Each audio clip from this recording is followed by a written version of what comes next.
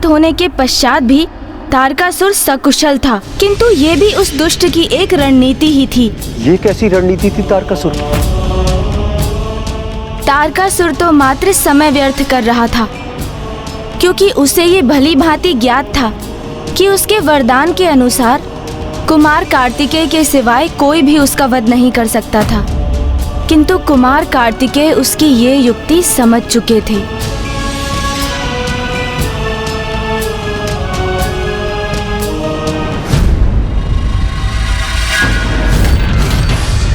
तुम तब तक कुशल हो जब तक तुम मेरे अतिरिक्त अन्य सभी से युद्ध करते रहोगे तारकासुर, और तुम्हारी ये चाल मैं समझ चुका हूं। किंतु अब इससे और अधिक लाभ नहीं होने वाला है तुम्हें, क्योंकि अब तुम मेरे साथ इस युद्ध को और अधिक नहीं टाल सकोगे। क्या तुम में से कोई ऐसा योद्धा नहीं जो मुझसे युद्ध कर सके?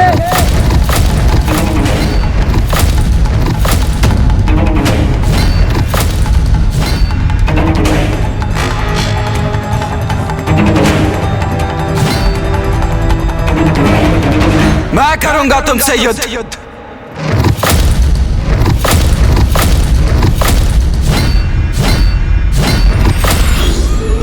नहीं नहीं नहीं, कुमार कार्तिकेय, कदापि नहीं। मैंने कहा ना, एक बालक से युद्ध करना ये तो मेरे भी धर्म के विरुद्ध है, कदापि नहीं। मुझे बालक पुकार रहे हो ना तुम? तो एक बालक की इच्छा पूर्ति के लिए क्रीड़ा मानकर ही मुझसे युद्ध क्यों नहीं कर लेते तुम? युद्ध बालकों की क्रीड़ा नहीं कुमार कार्तिकेय। अरे कहीं भूलवश मैंने तुम्हारा वध कर दिया तो बाल हत्या का पाप लगेगा मुझे। ना ना ना ना ना ना, ऐसा भूल नहीं करना मुझे ना। अच्छा, अभी कल ही तो तुमने मुझे चुनौती दी थी, मुझसे मेरा आत्मदाह करवाना चाहते थे ना तुम, और आज मेरा वध तुम्हारे लिए पाप हो गया। और वैसे भी तुम असुर पाप और पुण्य की चिंता कब से करने लग गए? उचित कहा तारकासुर, युद्ध क्रीड़ा नहीं होती है, किंतु समय व्यर्थ करके क्रीड़ा ही तो कर रहे हो तुम। क्या कहा था तुमने कि मेरे अतिरिक्त किसी भी योद्धा से युद्ध करने के लिए सज्ज हो ना तुम? तो सुनो, आज यहां उपस्थित समस्त योद्धाओं की उपस्थिति में मैं देव सेनापति महादेव पुत्र कुमार कार्तिकेय तुम्हें युद्ध की चुनौती देता हूं।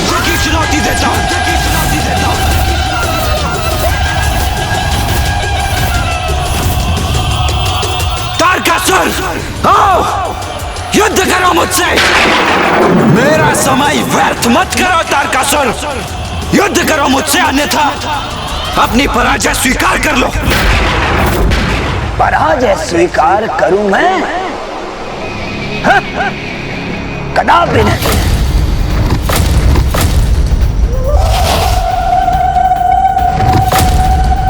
युद्ध चाहते हो ना तुम? उचित है, तो अब यह युद्ध तुम्हारा अंतिम युद्ध होगा, और इसके लिए तैयार हो जाओ तुम कुमार कार्तिकेय।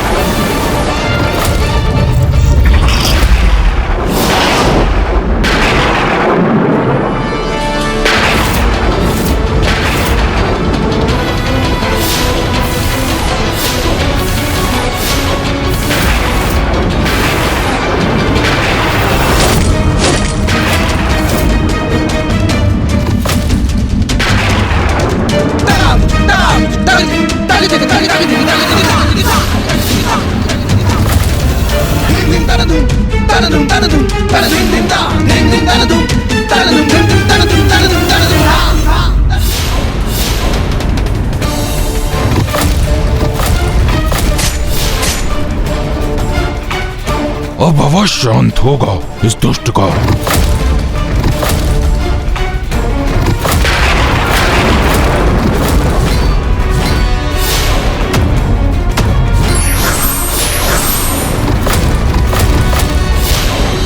तारकासुर को प्राप्त वरदान के कारण वो वीरभद्र जी और देवी महाकाली के आहत करने पर भी पुनः कुशल हो रहा था, किंतु ये बाण उसके काल का बाण है, कुमार कार्तिकेय का बाण है। इसके आघात के पश्चात तारकासुर इसके प्रहार से मुक्त नहीं हो पाएगा। कार्तिकेय कई बाण छोड़ने वाले हैं।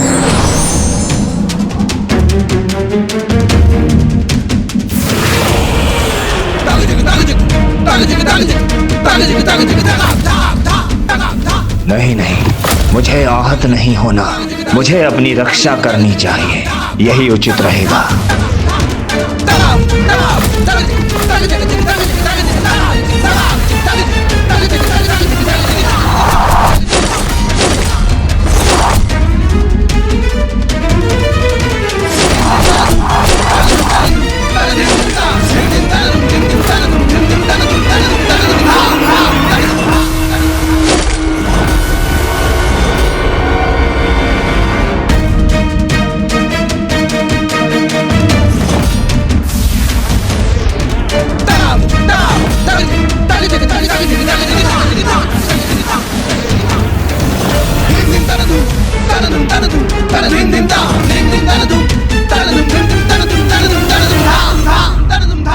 तारकासुर प्राणहीन हो गया, अंत हो गया तारकासुर का।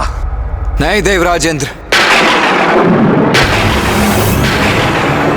मेरे बाणों से आहत अवश्य हुआ है वो, किंतु उसका अंत हो गया है इसका विश्वास मुझे तभी होगा जब मैं स्वयं अपने नेत्रों से उसका शव देख लूंगा। अभी तारकासुर का अंत नहीं हुआ है और ना ही अभी ये युद्ध समाप्त हुआ है, क्योंकि अब वो मेरी स्वरूपिणी देवी तारा का आवाहन करेगा।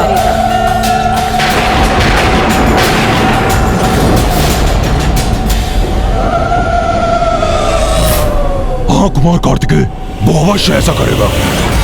जहां तक मुझे ज्ञात है, तारकासुर जिस खाई में आहत होकर गिरा है, वहां माता तारा के विशेष मंदिर में माता की अति विशेष निषिद्ध पूजा होती है, जिसे यदि तारकासुर संपन्न कर सका तो उसे ऐसी अंधकारी शक्तियां प्राप्त होंगी जो उसे अत्यंत बलशाली एवं भयंकर तृत्य में परिवर्तित कर देगी। इस अत्यंत विकट निषिद्ध पूजा के परिणाम भी अत्यंत भीषण होते हैं। तारकासुर अगर इस पूजा को पूर्ण करने में सफल हुआ तो वो अवश्य देवी तारा से ऐसा वरदान प्राप्त करेगा जो सभी के लिए संकटमय होगा।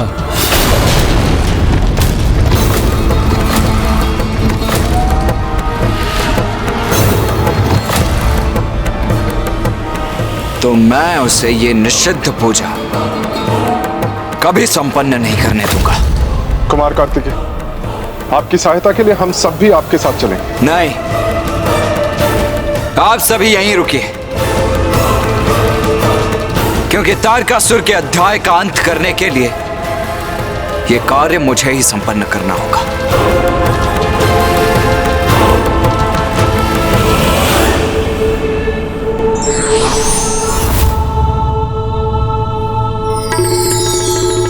कुमार कार्तिकेय, आप सावधानी से वहां जाइएगा, क्योंकि तारकासुर ने उस खाई में अनेकों जाल बिछा रखे हैं।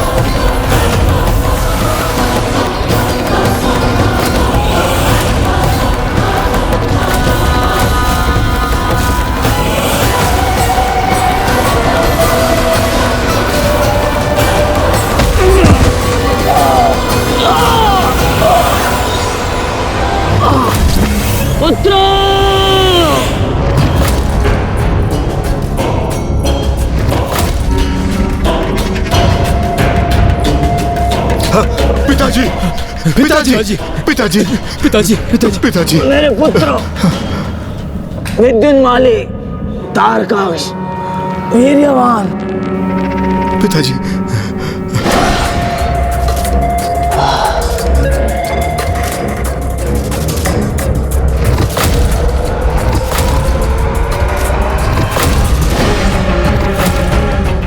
पिताजी, ये कैसी दुर्दशा कर दी उस कुमार कार्तिकेय ने आपकी। अब हमें अनुमति दीजिए कि जाकर उससे युद्ध करें और आपका प्रतिशोध लें। नहीं, कदापि नहीं। जीवित रहना है तुम्हें एक अत्यंत महत्वपूर्ण उत्तरदायित्व निभाना है तुम सभी को।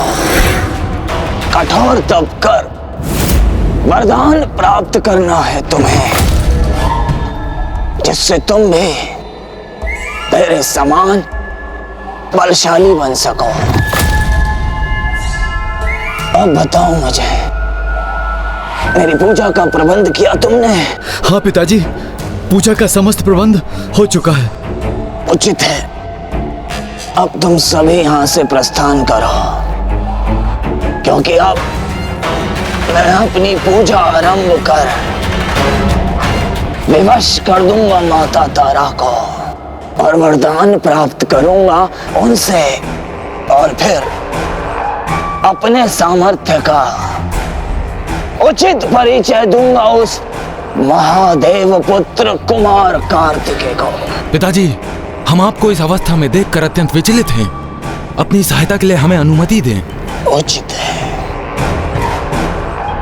तुम मेरी सहायता करना चाहते हो ना, तो बाधा उत्पन्न करो उस कुमार कार्तिकेय के मार्ग में। दूर रखो उसे मुझसे, मेरी पूजा संपन्न होने तक। जो आज्ञा पिताजी।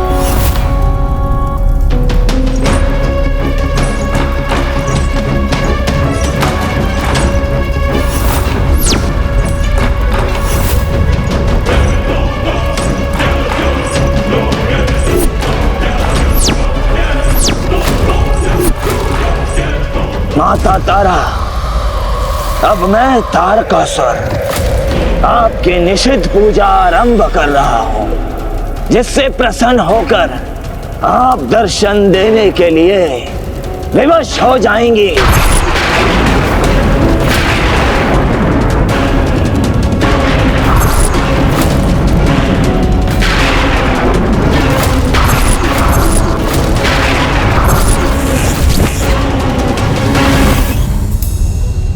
एक और तो पुत्र कार्तिकेय समय रहते तारकासुर की पूजा रोकने के लिए तत्पर है, तो वहीं दूसरी ओर तारकासुर अवैदिक वाम मंत्रों के प्रयोग से मेरी स्वरूपिणी देवी तारा का आवाहन करने के लिए आतुर है।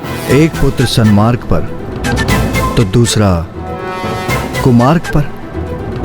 हाँ नाथ, क्योंकि वाम पूजा के विधान के अनुसार इस पूजा के माध्यम से भक्त ईश्वर को विवश कर उनसे वरदान प्राप्त करता है, किंतु उसे इसका ध्यान नहीं रहता कि ईश्वर की अनिच्छा से जो भी होगा उसका परिणाम कभी सुखद नहीं होगा। किंतु मैं जगत जननी हूं, अच्छा हो अथवा बुरा, तारकासुर भी मेरा ही पुत्र है, और यदि उसका आवाहन चरम पर पहुंचा तो तो देवी तारा उसे दर्शन प्रदान करेगी।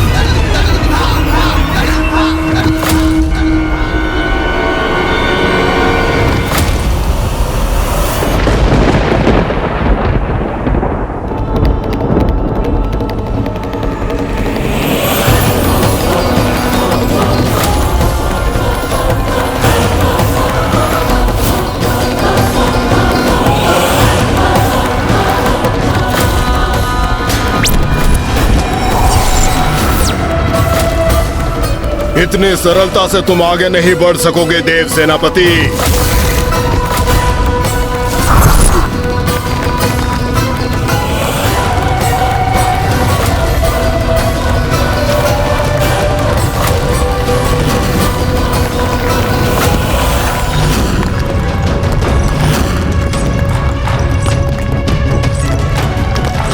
ये क्या हो रहा है? मेरे चारों ओर भूमि स्वतः ही कंपन कैसे कर रही है?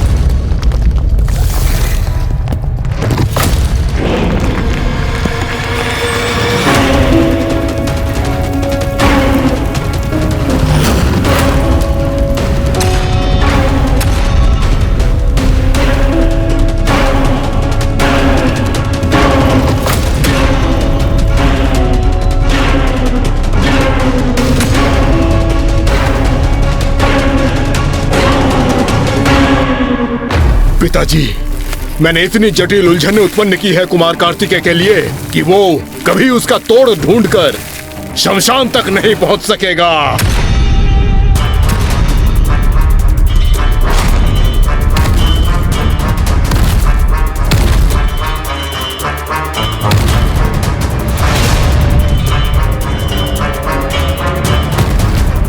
मुझे इस भटकाव को शीघ्र ही पार करना होगा, अन्यथा तारकासुर अपनी पूजा पूर्ण कर लेगा।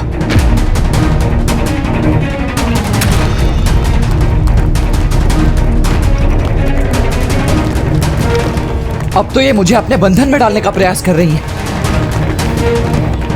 किंतु मैं इनके बंधन में उलझूंगा नहीं।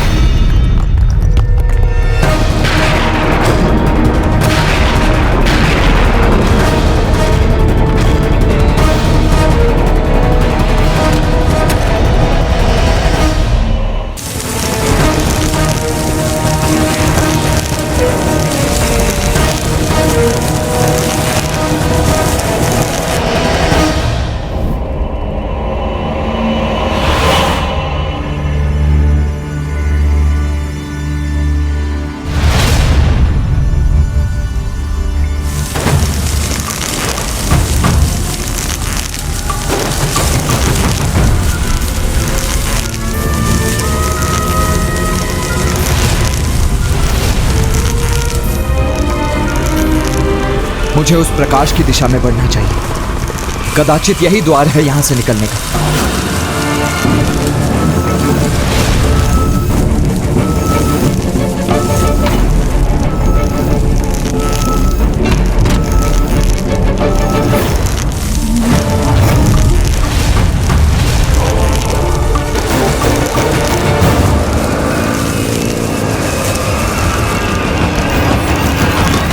किंतु ये द्वार तो बंद हो रहा है।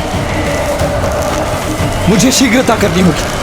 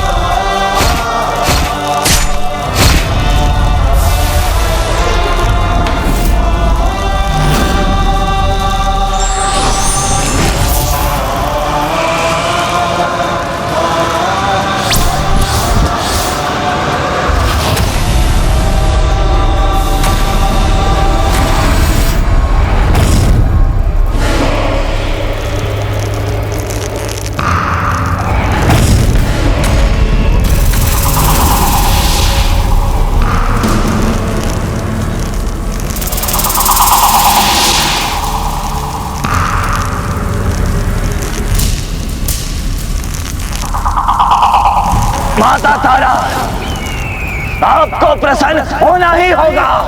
मेरी पूजा से आपको प्रसन्न होना होगा। दर्शन दीजिए मुझे माता, दर्शन दीजिए मुझे।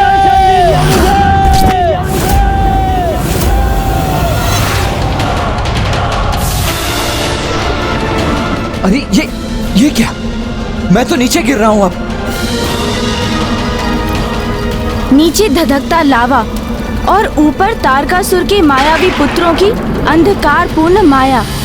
कुमार कार्तिकेय तारकासुर के पुत्रों के छल में बुरी तरह से उलझ चुके थे और अब उनके समक्ष बचने का कोई शेष मार्ग भी नहीं बचा था। फिर कुमार कार्तिकेय के साथ क्या हुआ? तत्पश्चात ऐसा कुछ हुआ जिसके विषय में कुमार कार्तिकेय ने कभी कल्पना भी नहीं की थी।